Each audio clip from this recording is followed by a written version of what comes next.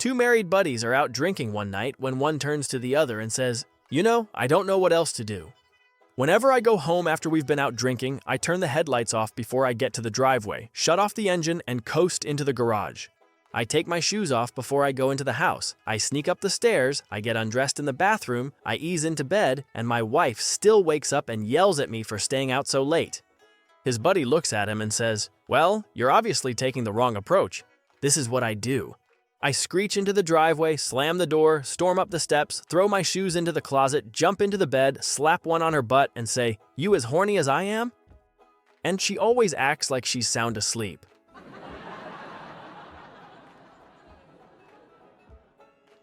The organizer of a party noticed that the number of people present at the party was way more than the number of invitations. He decided to play it smart. He took the mic and announced, "Okay, so now we're going to have a sort of face-off between the bride's and the groom's side. I request the bride's relatives to come to the left of the party hall and those of the groom to the right." The orders were followed by the well-behaved people in the party, except for some people who remained where they were, awestruck. The organizer then called for half a dozen bouncers and started kicking the butts of people on the two sides, shouting, "Bastards, this is Mr. Verma's retirement ceremony."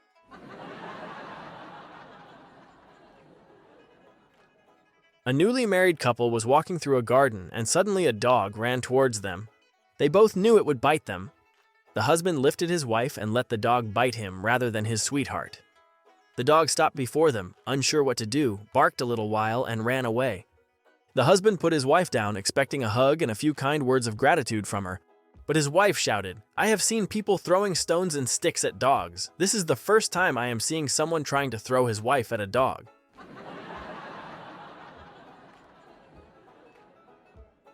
A professor is sent to the remote and most darkest part of Africa to live with a primitive tribe. He spends years with them, teaching them reading, writing, math, and science. One day, the wife of the tribe's chief gives birth to a white child. The tribe is shocked, and the chief pulls the professor aside and says, "Look here. You're the only white man we have ever seen, and this woman given birth to a white child. It doesn't take a genius to figure out what happened." The professor replied, "No, chief, you're mistaken. What you have seen is a natural occurrence, what we in the civilized world call an albino. Look at that field over there. All the sheep are white except one black one. Nature does this on occasion." The chief was silent for a moment and then said, "Tell you what, you don't say anything about that black sheep, and I won't say anything more about that white child."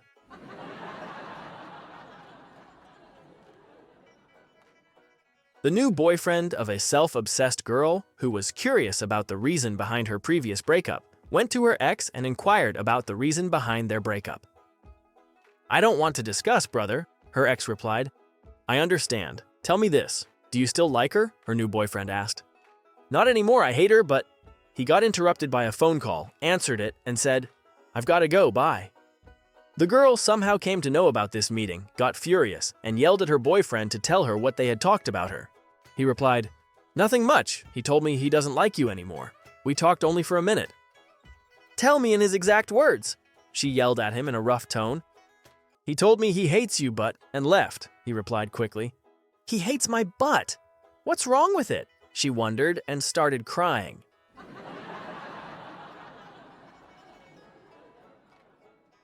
An elderly woman wanted to withdraw money from the bank. The old lady handed her bank card to the teller and said, "I would like to withdraw 10 pounds.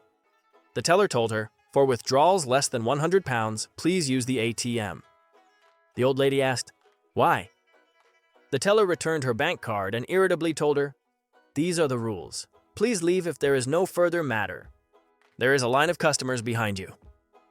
The old lady remained silent for a few seconds, handed her card back to the teller, and said, "Please help me withdraw all the money I have." The teller was astonished when she checked the account balance. She nodded her head, leaned down, and respectfully told her, "You have 300,000 pounds in your account, but the bank doesn't have that much cash currently. Could you make an appointment and come back again tomorrow?"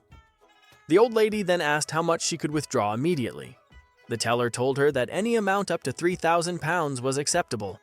"Well, please let me have 3,000 pounds now," the elderly woman said, smiling. The teller, with a kind smile, handed 3,000 pounds to her.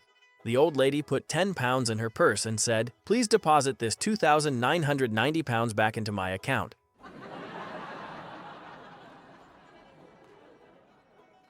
An Australian guy walks into a bar with a crocodile under his arm.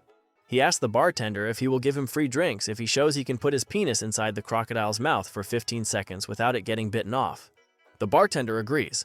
The guy opens the croc's mouth and puts his penis inside it. The croc gently closes his mouth, and after 15 seconds, the Australian hits him over the head with a bottle, causing the croc to open his mouth and let the guy withdraw his penis. The bartender starts serving the free drinks to the Australian and then tells everyone in the bar, "If anyone else can do that, then I will give them free drinks also."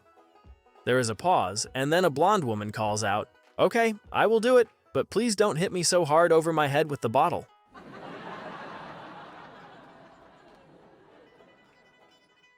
An admiral, who lost one of his ears in an accident and was very sensitive about his appearance, was interviewing a Navy Master Chief, an Aviation Master Chief, and a Marine Sergeant Major for his personal staff. The first Master Chief was a surface Navy type, and it was a great interview. At the end of the interview, the admiral asked him, "Do you notice anything different about me?" The Master Chief answered, "Why?" "Yes, Admiral. I couldn't help but notice that you are missing your starboard ear, so I don't know whether this impacts your hearing on that side." The admiral got very angry at this lack of tact and threw him out of his office. The next candidate, an Aviation Master Chief, when asked this same question, answered, "Well, yes, sir, you seem to be short one ear." The admiral threw him out as well.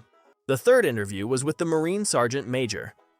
He was articulate, extremely sharp, and seemed to know more than the two Master Chiefs put together. The admiral wanted this guy, but went ahead with the same question.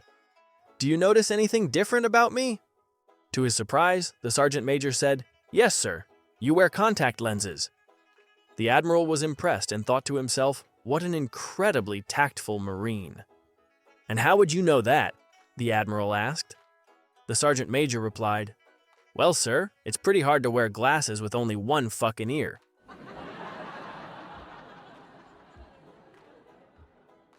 There once was a boy named George Gunderson who did not do very well in school. His classmates ridiculed him every day, as did his teacher, Mrs. Jones. George couldn't stand it and always came home crying to his parents. One day, Mr. and Mrs. Gunderson decided to come to the school early to give Mrs. Jones a piece of her mind. The second the door opened to let the kids outside, Mr. and Mrs. Gunderson peeked inside to hear Mrs. Jones screaming at George.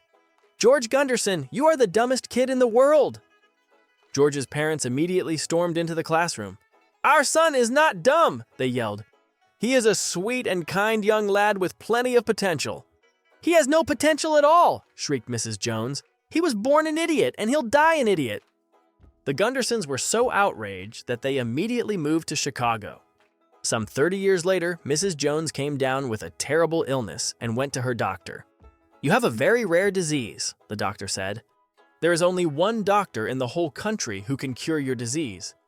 His name is Dr. Gunderson, and he works in the Chicago hospital." At once, Mrs. Jones bought a plane ticket to Chicago. After arriving in Chicago, she went straight to the hospital and asked for Dr. Gunderson. While treating Mrs. Jones, Dr. Gunderson put her on a life support system. One day, she asked him, "You know, Dr. Gunderson, I don't believe you ever told me your first name. What is it?" Dr. Gunderson was about to answer when suddenly Mrs. Jones collapsed. She was dead. Dr. Gunderson saw that the janitor had absent-mindedly unplugged the life support system so he could plug in his vacuum cleaner. He shook his head and said to the janitor, "You know, George, sometimes I can't believe you're my brother."